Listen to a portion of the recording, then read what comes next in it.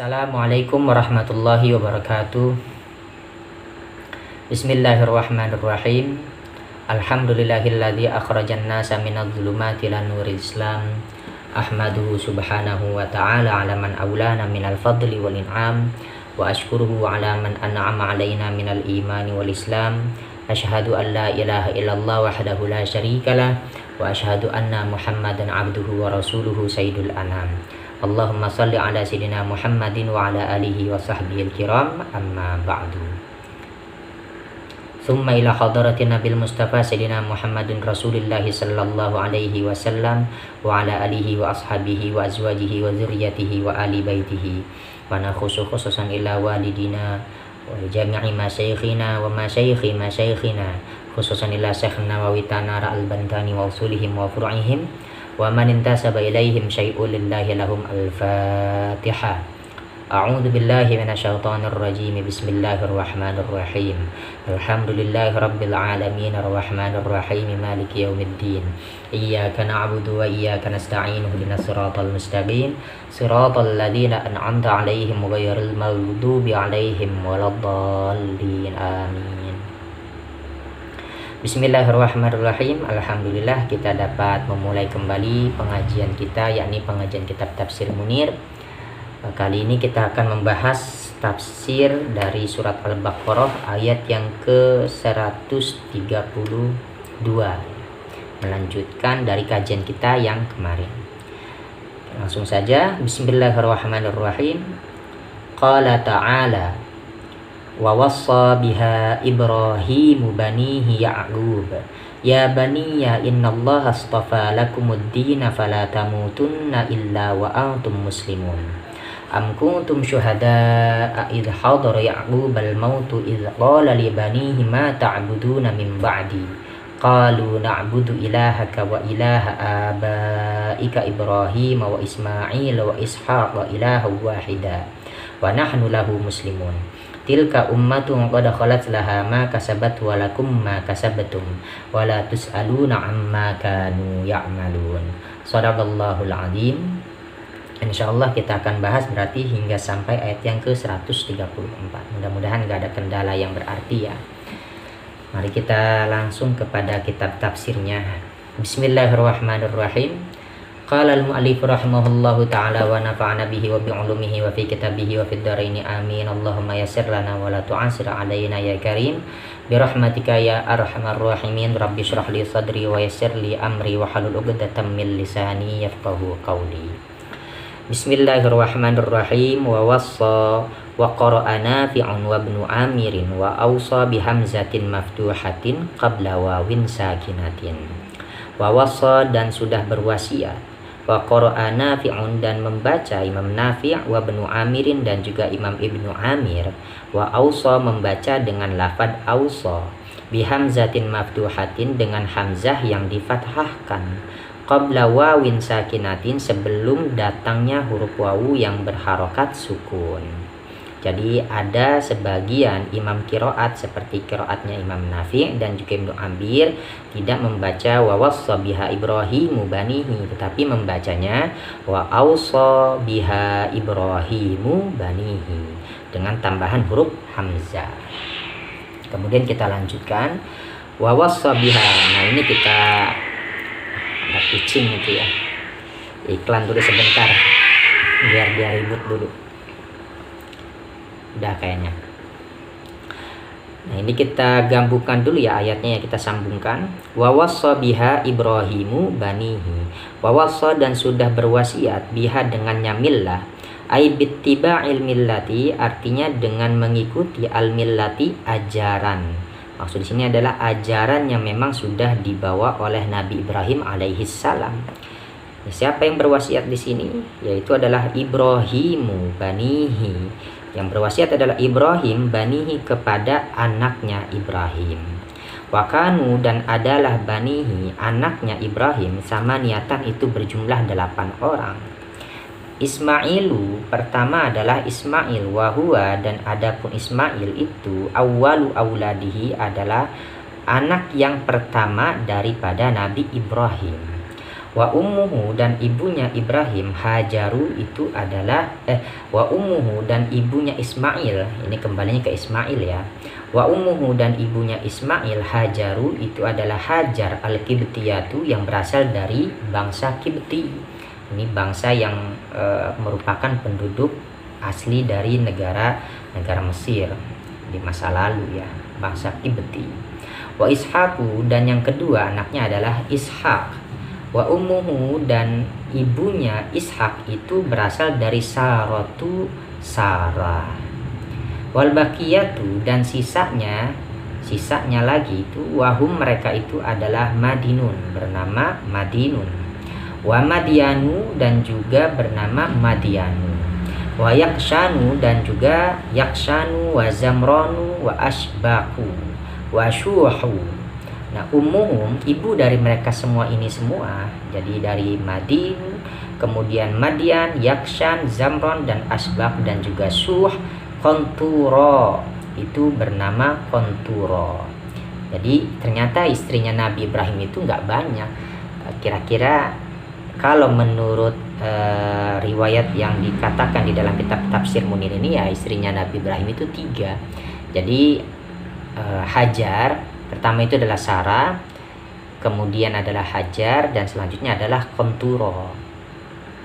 Nah, ketika Sarah lama menikah dengan Ibrahim, tidak diberikan keturunan, lama tidak diberikan keturunan, maka Ibrahim menikah dengan Hajar yang berasal dari bangsa Qibti. Maka ketika menikah dengan Hajar, nggak lama kemudian lahirlah Nabi Ismail. Nabi Ismail ini nanti akan melahirkan atau merupakan nenek moyang daripada bangsa Arab lah, daripada bangsa Arab yang nanti di kalangan bangsa Arab itu lahirlah seorang nabi terakhir, yaitu adalah Nabi Muhammad Sallallahu Alaihi Wasallam. Nah, setelah Nabi Ismail lahir, kemudian juga Hajar, Sarah justru juga malah mengandung Ishak. Jadi kalau dari segi tua secara umur ya Ismail lebih tua ketimbang Ishak. Tapi karena Sarah itu adalah istri yang pertama, dan kemudian Ishak juga lahir dari rahimnya Sarah yang dia berasal dari istri yang pertama. Kadang-kadang ini terjadi benturan. Jadi ya boleh dibilang ya Ismail itu dari segi ibunya ya dia muda, meskipun dari segi umurnya dia lebih tua daripada Ishak. Nah, kemudian setelah Sarah wafat, kemudian Nabi Ibrahim ini menikah kembali dengan seorang perempuan yang bernama Konturo Al-Kan'aniyatu. Nah, ini kita tadi belum melanjutkan ya. Al-Kan'aniyatu yang berasal dari keturunan Kan'an. Ini salah satu keturunan daripada Nabi Nuh ya, salah satu keturunan dari generasinya Nabi Nuh. Tazawwajaha Ibrahimu, yang telah menikahinya Ibrahimu, Nabi Ibrahim, ba'da wafati Sarata, setelah wafatnya Sarah. Jadi setelah Sarah wafat, barulah Nabi Ibrahim itu menikahi Konturo yang berasal dari keturunan Kan'an.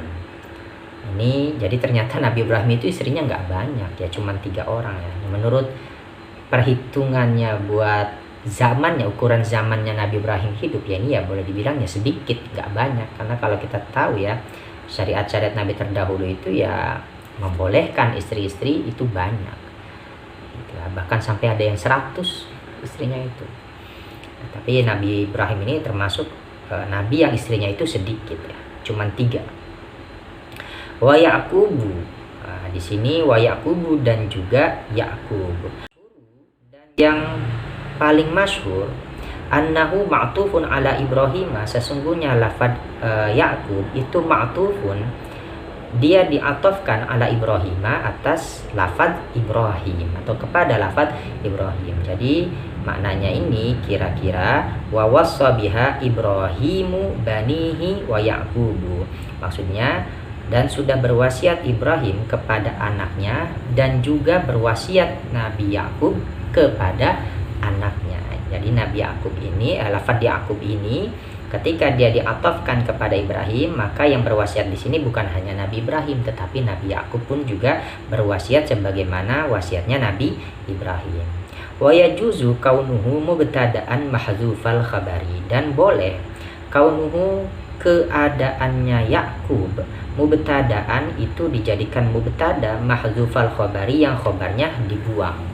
Wal makna, dan maknanya tafsirannya anna Yaquba, sesungguhnya Yakub wassa, dia berwasiat kawasiat Ibrahim, sebagaimana wasiatnya Nabi Ibrahim. Jadi boleh juga lafaz Yakub ini di i'rab atau dari segi gramatikalnya dijadikan sebagai mubtada yang khobarnya itu dibuang. Jadi kira-kira yang dibuang itu adalah wassa kawasiati Ibrahim. Jadi wa Yaqubu wassa kawasiati Ibrahim.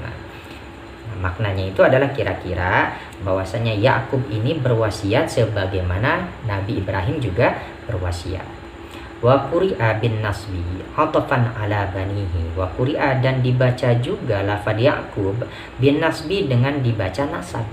Jadi ada yang membacanya juga Yaquba atfan sebagai ataf ala banihi, atas lafaz banihi. Jadi ada yang membaca wa wassa biha Ibrahimu banihi wa Yaquba. Wal makna, nah ini kalau seandainya dibaca nasab, maka maknanya pun juga berubah lagi. Wassa biha Ibrahimu banihi wa nafilatahu Yaquba. Wassa artinya Nabi Ibrahim berwasiat biha dengannya billah Ibrahimu, ya Ibrahim, banihi terhadap anaknya Ibrahim, wa nafilatahu, dan juga cucunya Ibrahim, Yaquba yakni adalah Yakub. Jadi kalau seandainya dibaca nasab yang tadi itu wa Yaquba, ya berarti maknanya itu adalah yang berwasiat bukan hanya Ibrahim, tetapi yang berwasiat itu juga Yakub. Jadi Yakub berwasiat sebagaimana wasiatnya Nabi Ibrahim alaihissalam.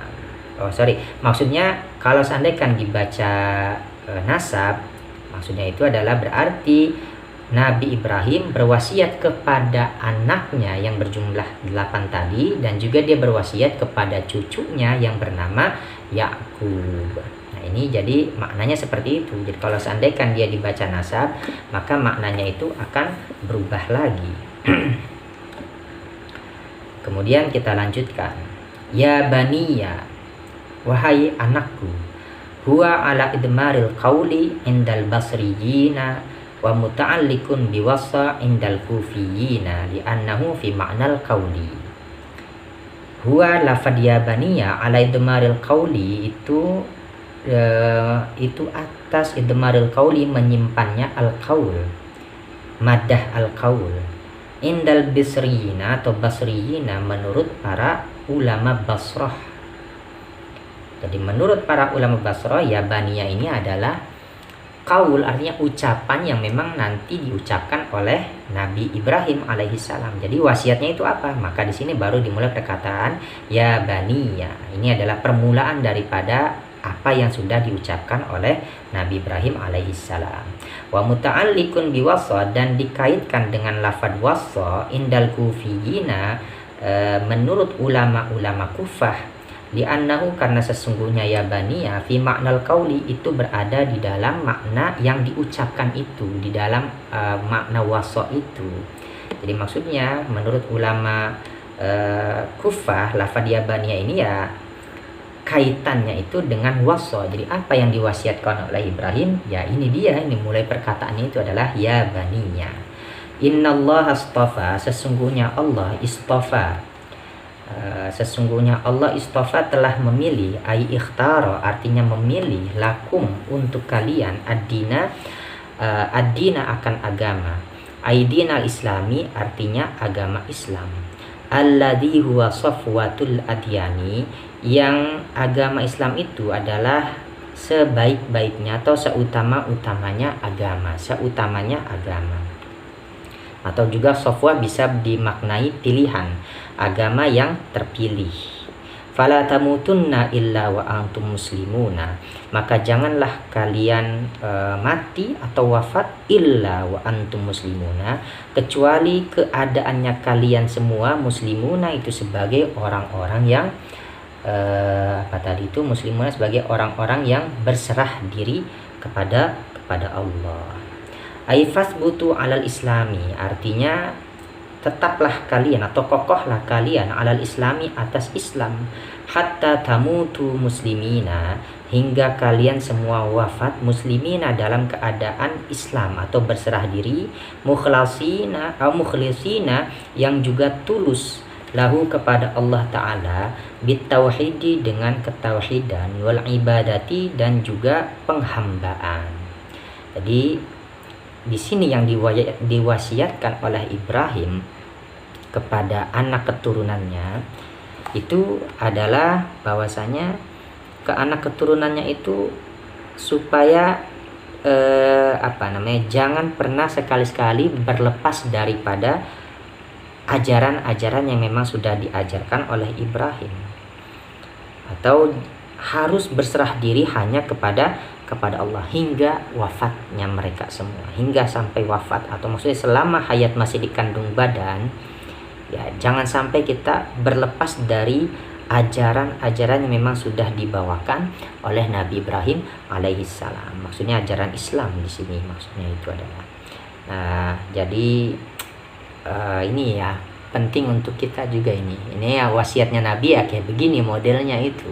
Jadi yang diwasiatkan itu adalah perkara keagamaannya, agamanya.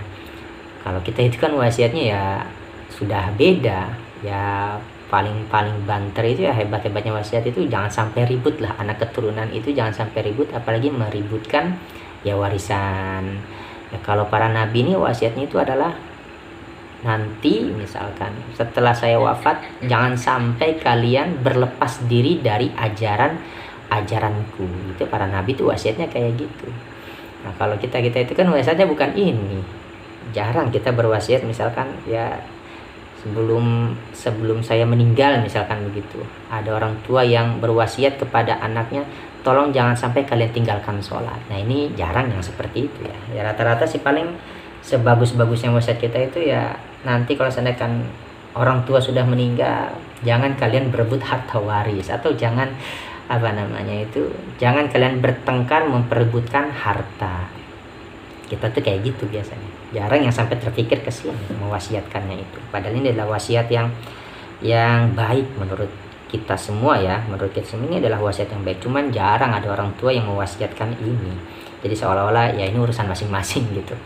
Padahal perlu juga ini untuk kita wasiatkan ini kepada anak-anak keturunan kita nanti. Jadi setelah wafatnya kita seakan-akan sudah tidak memiliki hutang kepada Allah, bahwasanya kami sudah mewasiatkan kepada anak-anak kami supaya jangan sampai meninggalkan sholat atau jangan sampai meninggalkan ajaran Islam. Ini penting ya, sekarang ini jarang kita mendengar ada orang mewasiatkan itu ya tentang perkara masalah agama. Kemudian lanjutkan, ruwiya, diriwayatkan, annal yahuda, sesungguhnya orang-orang Yahudi, qalu, mereka berkata, li Rasulillah sallallahu alaihi wasallam, mereka berkata kepada Rasulullah sallallahu alaihi wasallam, alasta ta'lamu anna Ya'qub awsa banihi bil yahudiyati yawma mata. Ini diriwayatkan bahwasanya ada seorang Yahudi ini berkata kepada Rasulullah. Nah, apa yang dikatakannya itu? Alasta ta'lamu, apakah kamu tidak mengetahui wahai Nabi, wahai Rasul, wahai Muhammad. Ini orang Yahudi soalnya nih ya ngomongnya. Apakah engkau tidak mengetahui wahai Muhammad, anna Ya'quba, sesungguhnya Ya'qub, awsa banihi bil yahudiyati, Ya'qub itu sudah mewasiatkan kepada anaknya bil yahudiyati, berwasiat tentang masalah agama Yahudi. Maksudnya agar anak keturunannya Yakub itu supaya jangan berlepas diri dari ajaran agama Yahudi. Ini menurut pengakuannya orang-orang Yahudi kepada Nabi. Jadi orang Yahudi ini berkata kepada Rasul, ya Muhammad, apakah kamu tidak tahu bahwasanya Yakub itu sudah mewasiatkan kepada anaknya untuk berpegang teguh kepada ajaran Yahudi yauma mata, ketika Yakub ini akan mati. Kemudian apa yang terjadi? Fanazalat hadhil ayatu, maka turunlah hadhil ayatu, ayat ini. Atau ada juga yang membaca fanuzilat hadhil ayatu, maka diturunkanlah ayat ini.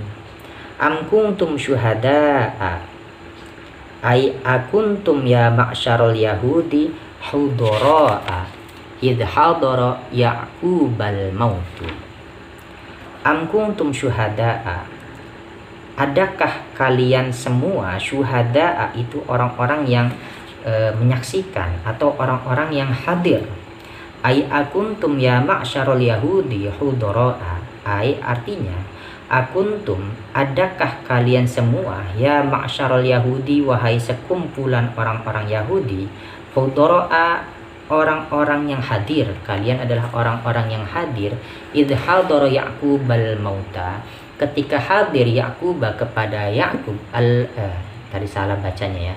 Idh hadara Yaqubal mautu, ketika hadara hadir Yakub kepada Nabi Yakub al mautu, kematian. Jadi ini Al-Quran ini membantah kepada pernyataannya orang-orang Yahudi tadi itu, yang ketika mereka berkata kepada Rasul bahwasanya mereka ini mengaku atau bertanya tapi bertanya seakan-akan ingin mengejek Nabi. Wahai Muhammad, apakah kamu tidak mengetahui bahwasanya Yakub itu dulu pernah berwasiat kepada anaknya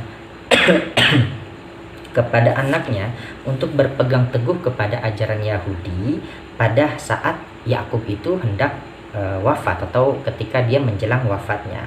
Maka kemudian Al-Quran ini, ayat Al-Quran ini turun yang berbunyi am kuntum syuhada'a idh hadara Yaqubal mautu.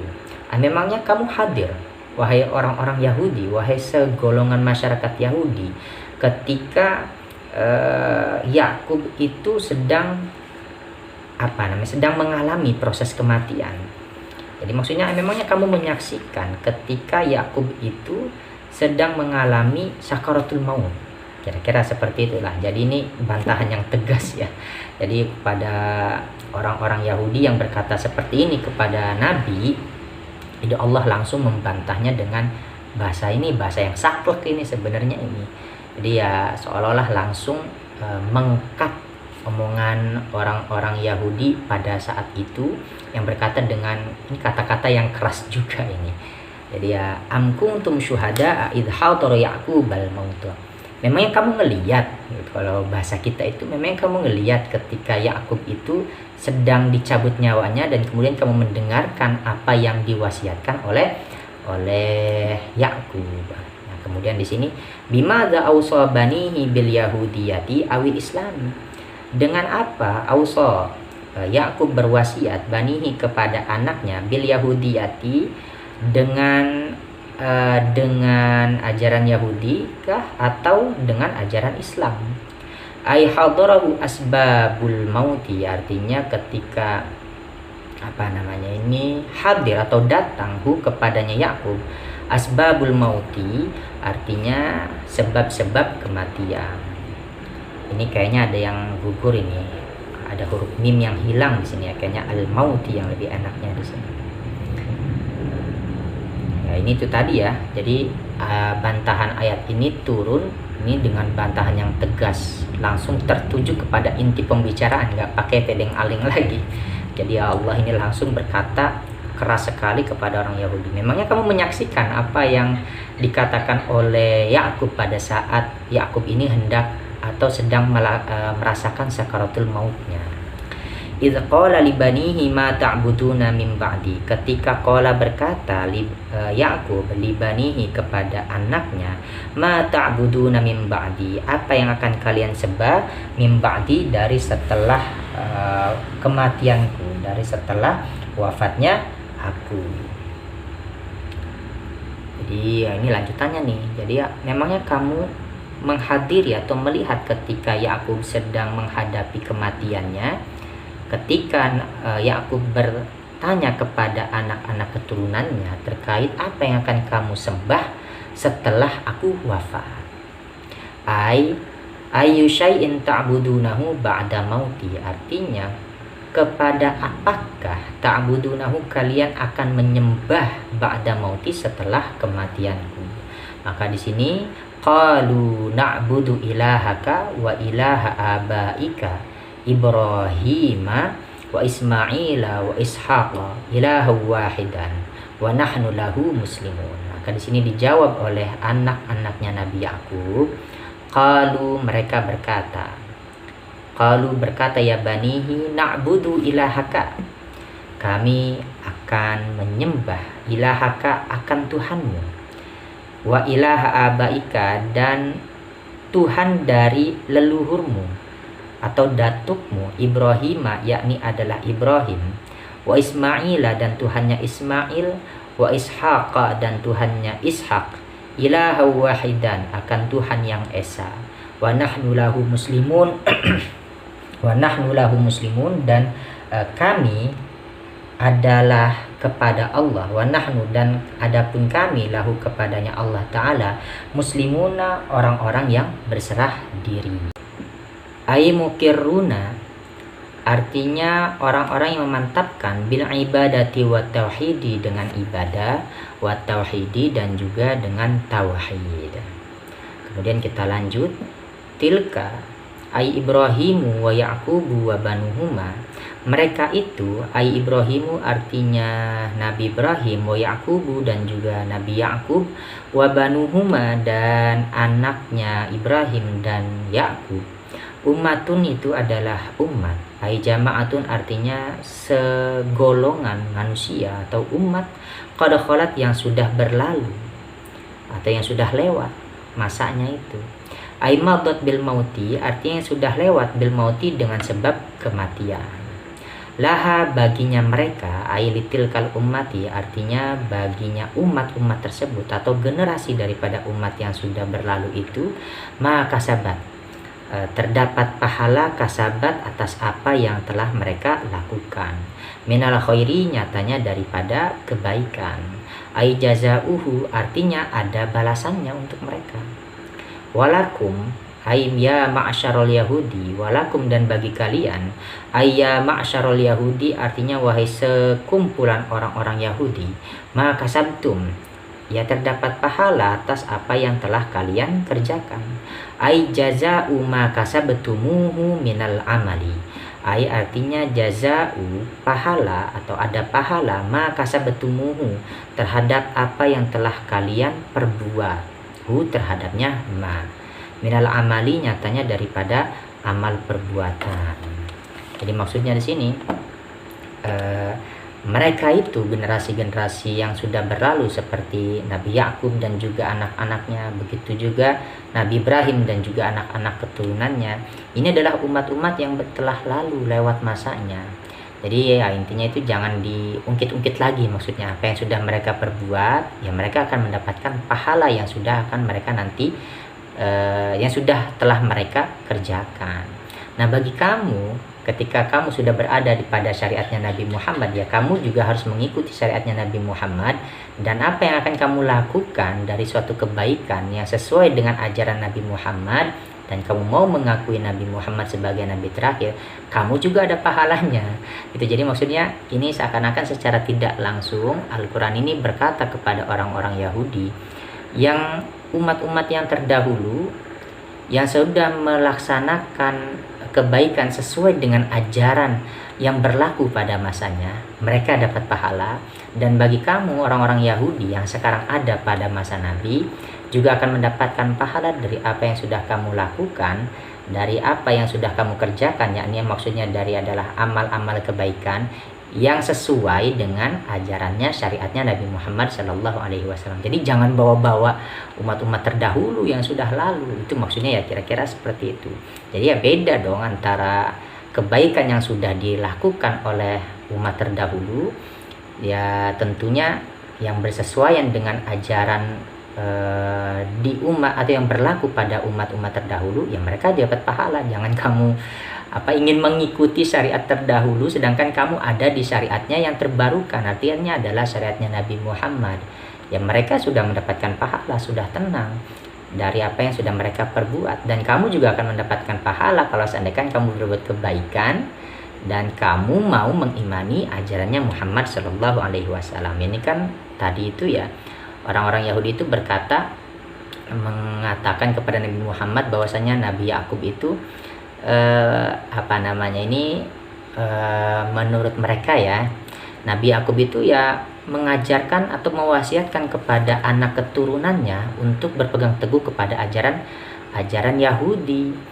Ya kami ini, ya kata orang-orang Yahudi di masa Nabi, ya kami melaksanakan sesuai ajaran apa yang disampaikan oleh Nabi Yakub. Jadi kami mengikuti syariatnya Nabi Yakub. Jadi seolah-olah Al-Quran ini membantah itu adalah umat terdahulu, dan kebaikan yang sudah dilakukan oleh umat terdahulu itu sesuai dengan ajarannya yang berlaku pada masa itu. Nah, kalau seandainya kamu ingin mendapatkan pahala, ya ikuti juga kebaikan yang sesuai dengan ajaran apa yang sekarang berlaku. Ya, kira-kira seperti itu maksudnya ini.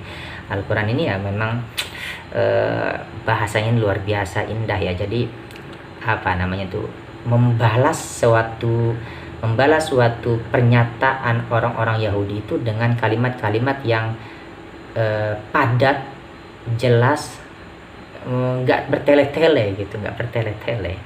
Jadi laha makasabat walakum makasabetum.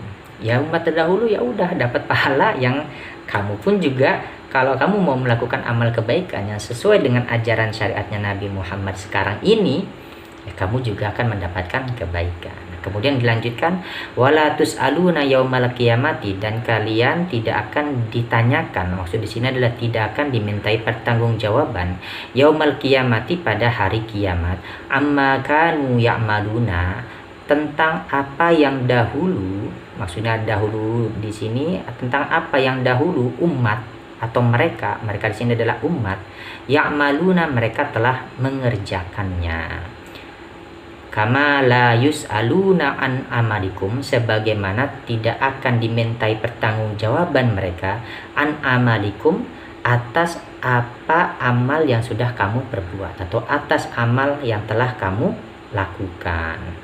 Jadi maksudnya, kamu wahai orang-orang Yahudi tidak akan dimintai pertanggungjawaban pada hari kiamat tentang apa yang sudah mereka kerjakan, sebagaimana mereka juga tidak akan dimintai pertanggungjawaban terhadap apa yang kamu lakukan. Jadi ya yang dahulu ya sudahlah selesai, masa mereka itu sudah selesai. Masa kamu ini ya sekarang ini tanggung jawab kamu sendiri. Mereka akan dimintai pertanggungjawaban, dan kamu pun juga akan dimintai pertanggungjawaban, dan kamu tidak akan ditanyakan tentang apa yang sudah mereka lakukan, dan sebagaimana mereka juga tidak akan ditanyakan tentang apa yang akan kamu lakukan atau tentang apa yang sudah kamu lakukan. Ruwiya anin Nabi sallallahu alaihi wasallam, diriwayatkan daripada Nabi sallallahu alaihi wasallam, annahu qala, bahwasanya Nabi Muhammad sallallahu alaihi wasallam, qala, Nabi Muhammad sallallahu alaihi wasallam bersabda, ya Safiyatu ammata Muhammadin, ya Fatimatu binta Muhammadin. Ini dibacanya boleh dibaca dua, ini ya, dua macam. Bisa dibaca ya Safiyatu ammata Muhammadin, bisa juga dibaca ya Safiyata ammata Muhammadin. Sama juga dibaca ya Fatimata binta Muhammadin, atau juga ya Fatimatu binta Muhammadin, sebagaimana yang keterangan di dalam Alfiyah itu, wa nahwa Zaidin dumma waftahanna min nahwi Azaid bin Sa'idin latahin, atau juga bisa dibaca min nahwi Azaid bin Sa'idin latahin. Jadi ketika ada munada yang dia munadanya adalah munada mufrad alam, dan disifatkan munada tersebut kepada lafadz ibnun, yang lafadz ibnunnya juga mudhof kepada isim alam, maka munada itu boleh dibaca dua macam. Boleh dibaca fathah, boleh juga dibaca dhammah. Begitu ya. Nanti dibuka lagi dia aja alfiahnya di dalam bab munada ya, di dalam bab munada. Kemudian kita lanjutkan. Qala Nabi Muhammad sallallahu alaihi wasallam bersabda, ya Safiyatu ammata Muhammadin, atau ya Safiyata ammata Muhammadin, wahai Safiyah bibinya Muhammad. Ya Fatimah atau ya Fatimah binta Muhammadin, wahai Fatimah anak perempuannya Muhammad. Nah ini lafadz u'tuni. Nah ini juga perlu kita ketahui juga nih. Lafadz u'tuni kalau dia ini diwasol, ya dibacanya itu Muhammadini tuni. Tapi ketika dia dibaca waqaf, ini dibacanya ituni. Dibacanya ituni. Nah lafadz hamzah kok bisa berubah menjadi ya? Tadi lafadz u'tuni, kemudian dibacanya itu nih ketika ketika diwaqaf. Kan tadi kan utuni, kalau dibacanya ini adalah wasol Muhammadini tuni.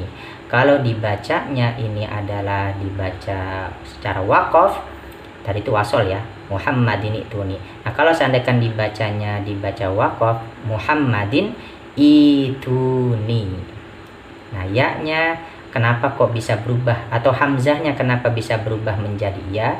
Ya memang karena ada kaidah kalau dua hamzah berkumpul di dalam satu kata dan hamzah tersebut keduanya tidak dipisahkan oleh huruf yang lain, dan salah satu atau hamzah yang pertama itu berharokat, hamzah yang keduanya berharokat sukun, maka hamzah yang kedua itu mesti diganti dengan apa yang cocok daripada harokat dari hamzah yang pertama. Kalau hamzah yang pertama itu berharokat kasroh, maka diganti dengan ya, jadinya ituni. Nah kalau seandainya hamzah yang pertama berharokat fathah, ya maka diganti hamzah yang kedua yang berharokat sukun dengan alif, yang kita kenal dengan istilah mad badal itu. Nanti ya dibuka-buka lagi deh nih kalau kita jelaskan, takut kelamaan. Wahai Sofiyah bibi Muhammad, wahai Fatimah anak daripada Muhammad, ituni atau Muhammadini ituni, datangkanlah oleh kalian padaku yaumal kiamati, atau datanglah kalian kepadaku yaumal kiamati pada hari kiamat, bi'amalikum dengan membawa amal-amal kalian, la bi ansabikum tidak dengan membawa nasab kalian, fa inni maka sesungguhnya aku la ugni ankum minallahi syai'an, aku tidak dapat mencukupkan ankum terhadap kalian minallahi daripada Allah Ta'ala syai'an sedikit pun atau sesuatu pun. Jadi maksudnya di sini ini adalah ya boleh dibilang perkataannya Nabi kepada Sofia. Sofia ini bibinya Nabi ya, bibinya Nabi. Jadi ada memang Sofia ini ada yang istrinya Nabi, nama untuk istri Nabi, ada juga yang bibinya Nabi. Nah Sofia di sini adalah anak daripada Abdul Muthalib, kakeknya Nabi Muhammad Sallallahu Alaihi Wasallam, karena Abdul Muthalib ini punya anak 10. Nah di antara anak yang ke-10 itu ya ada anak perempuannya. Nah salah satu anak perempuannya ini ya bernama Sofia. Ini adalah adik daripada Hamzah bin Abdul Muthalib. Jadi kalau nggak salah ya, agak-agak lupa juga sih saya anak-anaknya Abdul Muthalib itu. Yang pertama itu adalah Al-Abbas, kemudian Hamzah, kemudian Abdullah, kemudian Abu Thalib, dan seterusnya itu agak lupa saya. Nah, kalau anak perempuannya ini salah satunya adalah Sofia. Jadi Sofia ini adalah bibinya Nabi di sini. Jadi Nabi berkata kepada Sofia, bibinya sendiri, dan juga kepada Fatimah, bahwasanya nanti ketika hari kiamat kalian hendaknya datang dengan membawa amal kalian, jangan membawa nasab kalian.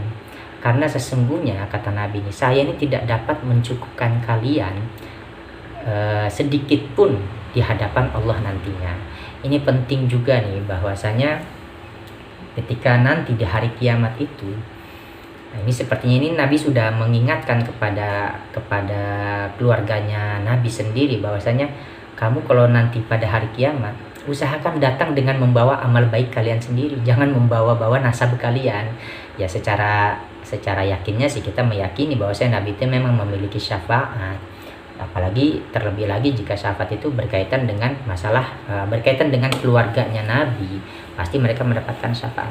Tapi Nabi mewanti-wanti jangan mengharapkan terlalu besar dari apa yang sudah dari nasab-nasab mulianya mereka. Nah ini kita ini ya mungkin sekarang ya, mungkin kalau ada anak kiai juga mengandalkan nasab bapaknya. Nah, ini juga kayaknya harus dipertimbangkan hadis ini.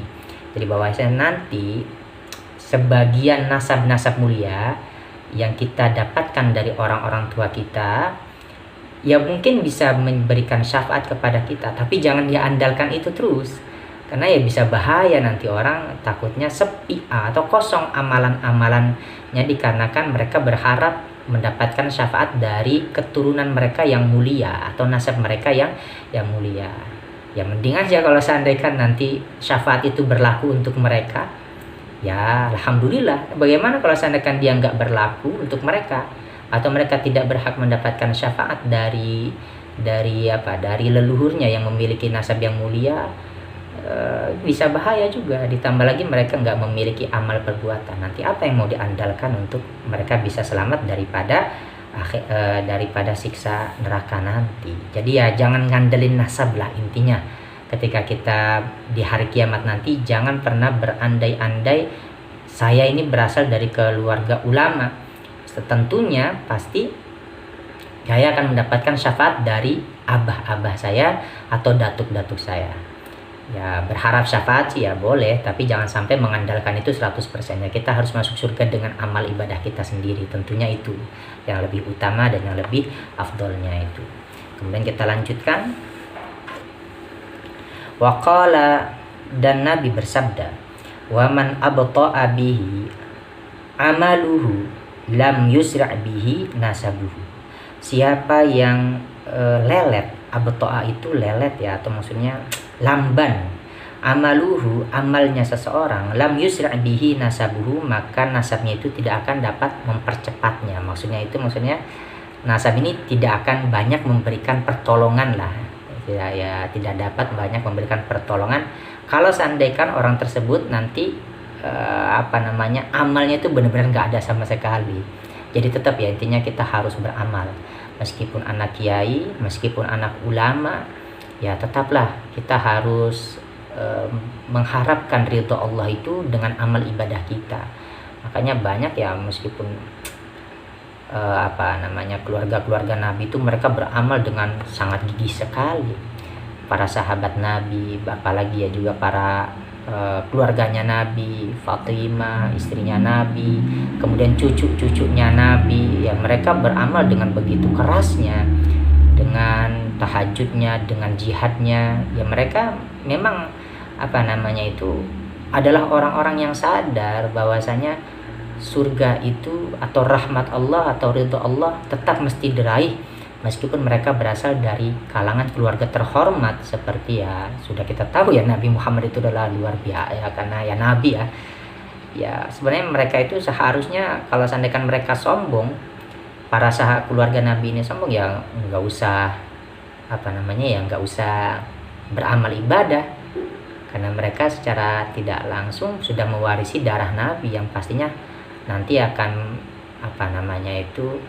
seharusnya mereka lebih pede. Tetapi ya luar biasa ya, para sahabat Nabi, para keluarga Nabi khususnya adalah orang-orang yang tawadhu, adalah orang-orang yang sadar bahwasanya meskipun nasab mereka mulia, tetapi mereka menyembah Allah, dan menyembah Allahnya itu, beribadahnya itu dengan sukarela dan dengan kecintaan untuk bisa mendapatkan ridhonya Allah Subhanahu wa ta'ala. Makanya kita ini ya, apalagi yang bukan anak siapa-siapa, anak kiai bukan, anak habaib bukan, anak ulama bukan, ya kita mesti mengandalkan amal ibadah kita tentunya. Ya mungkin hanya ini sajalah yang dapat kita sampaikan pada pertemuan kali ini. Mudah-mudahan bermanfaat. Mungkin kita akhiri. Wallahu a'lam bishawab. Assalamualaikum warahmatullahi wabarakatuh.